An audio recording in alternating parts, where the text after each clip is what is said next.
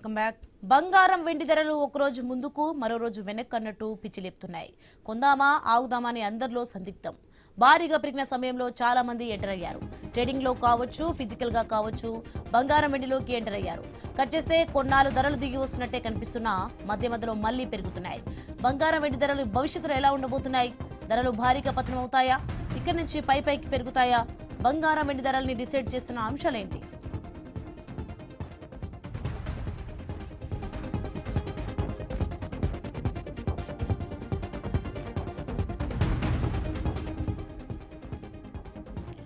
బంగారం వెండి ధరలు ఒకరోజు ముందుకు మరో రోజు వెనక్కు అన్నట్లు పిచ్చిలేపుతున్నాయి. కొందామా ఆగుదామా అనేది అందరిలో సందిగ్ధం. భారీగా పెరిగిన సమయంలో చాలా మంది ఎంటర్ అయ్యారు.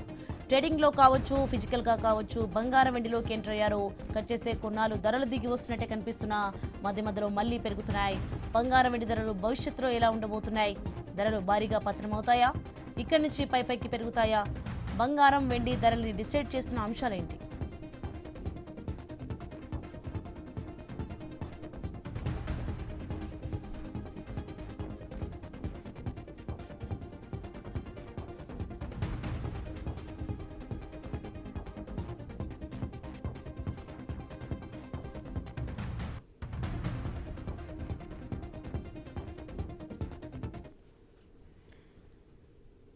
బంగారం వెండి ధరలో హెచ్చుతగ్గులపై మరింత సమాచారం మనకి జూమ్ కాల్లో మార్కెట్ అనలిస్ట్ ప్రభు గారు యాడ్ అవుతున్నారు. నమస్తే అండి ప్రభు గారు. నమస్తే అండి. ఏమంటారు, మొత్తానికి బంగారం వెండి హెచ్చుతగ్గులకు సంబంధించి ప్రధాన కారణాలు ఏమంటారు? అంటే యుఎస్ ట్రేడ్ డీల్ జరుగుతుందకే జరగలేదు. సో అది అయిపోయింది కాబట్టి కొంచెం ఈక్విటీ మార్కెట్ కొంచెం యూటర్న్ తీసుకునే అవకాశం ఉంది. తీసుకున్నప్పుడు మెటల్స్ కొంచెం తగ్గే అవకాశం ఉంటుంది కాబట్టి జనరల్ గా ట్రెండింగ్ ఇంకా మెటల్స్ కొంచెం తగ్గే అవకాశం ఉంది. సో మన సిల్వర్ చూసుకుంటే దాదాపుగా 48% తగ్గింది. 2,59,000 దగ్గర ఉంది 410 నుంచి.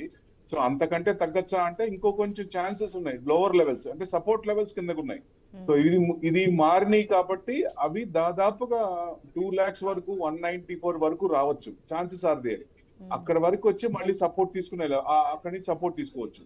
సో గోల్డ్ కూడా దాదాపుగా మీకు ఇంకా కొంచెం ఒక 110 to 120 రేంజ్ లో అక్కడ దాకా వచ్చింది. అక్కడి నుంచి సపోర్ట్ తీసుకొని పెరిగే ఛాన్సులు ఉన్నాయి. సో ఎవరైనా సరే కొత్తగా కొనుక్కునే వాళ్ళు ఈ 10 రోజులు చూడాలి. ఈ 10 days చూస్తే డెఫినెట్ గా గోల్డ్ అండ్ సిల్వర్ లో కొంచెం రీట్రేస్మెంట్ అయ్యే అవకాశం ఉన్నాయి కాబట్టి అప్పుడు ఎంటర్ అయితే మంచిది. జనరల్ గా ఆ లెవెల్స్ కి వచ్చినప్పుడు మళ్ళీ 3 lakhs వరకు వెళ్ళే ఛాన్స్ ఉంటుంది. అండ్ రెసిస్టెన్స్ లెవెల్ అక్కడి నుంచి మళ్ళీ కొంచెం రీట్రేస్మెంట్ అయ్యే ఛాన్స్ ఉంటుంది కాబట్టి ఎందుకంటే ఇప్పుడు దాకా పెరిగినట్టు విపరీతంగా జనవరి మంత్ లో చూస్తే 24% గోల్డ్ పెరిగితే 60% సిల్వర్ పెరిగింది. అంటే ప్రతిసారి కూడా అంత ఎక్స్పెక్ట్ చేయలేం కాబట్టి సో డెఫినెట్ గా స్లోగా కొంచెం ఇది ఈక్విటీ మార్కెట్ మారినప్పుడు అది కొంచెం తగ్గే ఛాన్స్ ఉంటాయి కాబట్టి ఎవరైనా ఈ లెవెల్స్ లో వచ్చినప్పుడు అక్కడ కొనుక్కోవటం మంచిదని ఉద్దేశం. ప్రభు గారు, మరి అలాగే బంగారం వెండి ధరలని అసలు డిసైడ్ చేసిన ప్రత్యేకించే అంశాలు ఏమంటారు? అంటే మనకి ఇక్కడ decide domestic factors gold and silver కి ఏమి డిసైడ్ అవ్వవు. ఇంటర్నేషనల్ మార్కెట్ బట్టే ఉంటుంది కాబట్టి ఇంటర్నేషనల్ ఎఫెక్ట్ అంటే గోల్డ్ కౌన్సిల్ కూడా చెప్పింది వాళ్ళు కూడా కొంచెం రీట్రేస్మెంట్ అయ్యే అవకాశాలు ఉన్నాయి. 120 దాకా చెప్పారు. ఇంటర్నేషనల్ చూస్తే 121 దాకా వచ్చింది. గోల్డ్ అయితే 5,000 చెప్తే 5,600 దాకా వచ్చింది. అక్కడి నుంచి కొంచెం రీట్రేస్మెంట్ అయ్యే ఛాన్స్ కాబట్టి ఇంకో కొంచెం తగ్గచ్చు అనేది ఛాన్స్ ఉన్నాయి అంటున్నారు. సో ఎవరైనా సరే కొత్తగా ఎంటర్ అయ్యే వాళ్ళు కొంచెం ఆగి ఈ 10 days ఈస్ కీ ఇంపార్టెంట్. ఈ 10 రోజులు చూస్తే ఈక్విటీ మార్కెట్ డైరెక్షన్ ఎలా తీసుకుంటుంది. ఎందుకంటే ట్రంప్ సునామీ నమ్మలేవు, ఎప్పుడు ఎలా రియాక్ట్ అవుతారు. ఎందుకంటే సిగ్నేచర్ అవ్వలేదు ఆయన. ఇప్పుడు ఫైన్ ప్రింట్ కూడా అయిపోయింది అంటున్నారు. ఏ సెక్టార్ కి ఏమి ఇస్తారు, మన నుంచి ఏ ప్రొడక్ట్స్ మన 18% ఉన్నాయి, ప్లస్ అక్కడి నుంచి వాళ్ళకి మనం తీసుకునే దానికి 0 tax ఉన్నాయి. సో ఇవన్నీ కాకుండా నెక్స్ట్ ఇంకా ఎట్లా అంటే సిగ్నేచర్ మెయిన్ ఎప్పుడు వస్తా అంటున్నారు, మిడ్ ఆఫ్ మార్చ్ లో వస్తా అంటున్నారు ఇండియాకి. వచ్చినప్పుడు అప్పుడు సిగ్నేచర్ అవ్వచ్చు. అప్పటిదాకా ఈ లోపల మళ్ళీ ఆయన మారకుండా ఉండాలి కాబట్టి అది కొంచెం ఇదిగా ఉంటుంది. సో ఎప్పుడైనా ఎందుకంటే రాత్రి ఒకటి చెప్పి పగల కూడా చెప్తారు ఆయన. సో దాని అనుగుణంగా మళ్ళీ రివర్స్ అయ్యే ఛాన్స్ కూడా ఉంటుంది కాబట్టి ప్రస్తుతానికైతే ట్రెండింగ్ ఇప్పటిదాకా ఈక్విటీల మార్కెట్ ఇంకా ఈ సంవత్సరం కూడా ఇంతే ఉంటుందా అనేది కొంచెం భయం ఉంది కాబట్టి ట్రేడ్ డీల్ జరిగినాయి. అంటే ఒక చేతిలో లడ్డు, రెండు చేతిలో రెండు లడ్డులు పెట్టారు. అంటే యూరోపియన్ డీల్ ఒకటి, యుఎస్ డీల్ ఒకటి. సో రెండు కూడా అయిపోయినాయి కాబట్టి ఇక్కడి నుంచి కొంచెం ఈక్విటీ మార్కెట్ పెరిగే ఛాన్స్లే ఉంటాయి కొంచెం. ఎందుకంటే బ్రాడర్ మార్కెట్ బాగా పెరగచ్చండి. ఎందుకంటే బ్రాడర్ మార్కెట్ బాగా 60-70% పడ్డాయి కొన్ని స్క్రిప్ట్స్ అయితే. ఈ సంవత్సరం లార్జ్ క్యాప్స్ కంటే మిడ్ అండ్ స్మాల్ క్యాప్ బాగా పెరగచ్చు అనేది ఎక్స్పెక్టేషన్. సో తదనుగుణంగా ఇది పెరుగుతున్నప్పుడు అవి కొంచెం డౌన్ సైడ్ తీసుకొని సపోర్ట్ లెవెల్ తీసుకొని అక్కడి నుంచి మళ్ళీ యూటర్న్ తిరిగే అవకాశం ఉంటుంది. నెక్స్ట్ ఫర్దర్గా అంటే ఇప్పుడు తగ్గుతున్నాయి పెరుగుతున్నాయి, నెక్స్ట్ ఫర్దర్గా మరి తగ్గొచ్చా పెరగొచ్చా, మొత్తానికి తగ్గే అవకాశం అయితే ఏమైనా ఉందా? అంటే గోల్డ్ అంతా విపరీతంగా లాస్ట్ ఇయర్ పెరిగినంత ఎక్స్పెక్ట్ చేయలేము. సో ఇప్పుడు ఏదైనా జియో పొలిటికల్ టెన్షన్స్ ఉన్న, జియో ఎకనామిక్ కన్సర్న్స్ ఏదైనా నెగిటివ్ ఉన్నప్పుడు అప్పుడు గోల్డ్ మీద ప్రభావం ఎక్కువ పడే ఛాన్స్ ఉంటుంది. ఎందుకంటే స్ట్రక్చరల్ గా పెరుగుతోంది సిల్వర్. సిల్వర్ కన్సంప్షన్ ఏం మారలేదు, మార్కెట్ స్ట్రాటజీలో ఏం చేంజెస్ లేదు. అది ఎందుకంటే ఇప్పుడున్న కంపెనీలకే ప్రొడక్షన్ తక్కువ ఉంది, డిమాండ్ ఎక్కువ ఉంది. సో ఇంకా ఫ్యూచర్ లో కూడా ఇంకా పెరుగుద్ది కాబట్టి సిల్వర్ రీట్రేస్మెంట్ అయ్యి మళ్ళీ హై, ఆల్ టైమ్ హై దాటదా అంటే దాటే అవకాశాలు ఉన్నాయి. బట్ గోల్డ్ మటుకు కొంచెం అవసరార్థం యాంగిల్లోనే ఎవరైనా చూడాలి. మనకి ఎంత అవసరమో దాని ప్రకారంగా చూసుకొని దాని ఇన్వెస్ట్మెంట్ చేస్తే బెస్ట్. ఇన్వెస్ట్మెంట్ పూర్తిగా యాంగిల్ అంటే గ్రోత్ ఓరియంటెడ్ ఇన్వెస్ట్మెంట్ అంటే సిల్వర్ బెస్ట్. అంటే ఓన్లీ సిల్వర్ కాకుండా మెటల్స్ లో డైవర్సిఫై చేసి పెడితే మంచిది. ఎందుకంటే జింక్ ఉంది, అల్యూమినియం ఉంది, ఇవన్నీ కూడా మెటల్స్ కూడా కాపర్ కూడా నేనేం తక్కువ కాదు అన్నట్టు అది కూడా పెరుగుతూనే ఉంది కదా. సో ఈ కాపర్ స్టాక్స్ లో ఇన్వెస్ట్మెంట్ చేస్తూ మెటల్స్ లో డైవర్సిఫై చేసుకుంటే మంచిదని ఉద్దేశం అండి.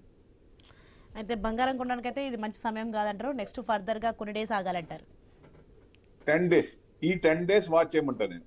ఈ 10 days వాచ్ చేస్తే మన డైరెక్షన్ తెలుస్తుంది. అంటే ఈక్విటీ ఇచ్చే డైరెక్షన్ బట్టి అవి కొంచెం డౌన్ ట్రెండ్ ఉండే అవకాశాలు ఉన్నాయి కాబట్టి కొంచెం వెయిట్ చేయమంటాను. ఓకే, మరి సిల్వర్ కి సంబంధించి ఎలా చూడొచ్చు? సిల్వర్ కూడా అంతే, 190 lakhs 190 నుంచి 2 lakhs వరకు వచ్చే ఛాన్సులు ఉన్నాయి. అక్కడి నుంచి మళ్ళీ యూ టర్న్ తీసుకునే ఛాన్స్ ఉన్నాయి. అక్కడ దాకా వెయిట్ చేయొచ్చు.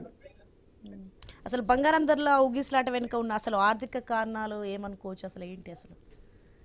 అంటే మెయిన్ ఏదన్నా వస్తే, క్రైసిస్ ఏదన్నా వస్తే ఇమీడియట్ క్యాష్ కాబట్టి ఎక్రూయింగ్ డాలర్ డీడాలరైజేషన్ అవుతుంది కాబట్టి ఫారెన్ రిజర్వ్స్ అన్ని తగ్గించుకొని గోల్డ్ రిజర్వ్స్ పెంచుతా ఉన్నారు. సో దాని అనుగుణంగా వస్తున్నాయి కాబట్టి ఇప్పుడు అందుకే ఆయన వెన్నుపూసలో భయం వేస్తుంది. ఇప్పుడు యూరోపియన్ ట్రేడ్ డీల్ జరిగింది, ఇప్పుడు నేను కూడా ముందు లేకపోతే వెస్టర్న్ కంట్రీస్ లో సింగిల్ అయిపోద్ది. సో బ్రిక్స్ పెరుగుతోంది కాబట్టి బ్రిక్స్ తో పాటు యూరోపియన్ కూడా అయింది. ఇప్పుడు యూరోపియన్ కంట్రీస్ 27 అనలేము, 28 అనాలి. 28 ఎవరు? ఇండియా దాంట్లో జాయిన్ అయింది కాబట్టి ఒక రకంగా జాయిన్ అయినట్టే లెక్కగా. సో 28 కంట్రీ అనుకోవచ్చు. సో అట్లా ఆ రకంగా చూసేదానికి ఆయనకి కొంచెం భయం వేస్తోంది. అందుకనే తొందరపడి ఎక్స్ లో ఆయనే పోస్ట్ చేసుకుంటున్నారు తొందరతో. అందుకే మన మోడీ గారు కూడా ఇవాళ, మన ప్రైమ్ మినిస్టర్ కూడా ఇవాళ కన్ఫర్మ్ చేశారు.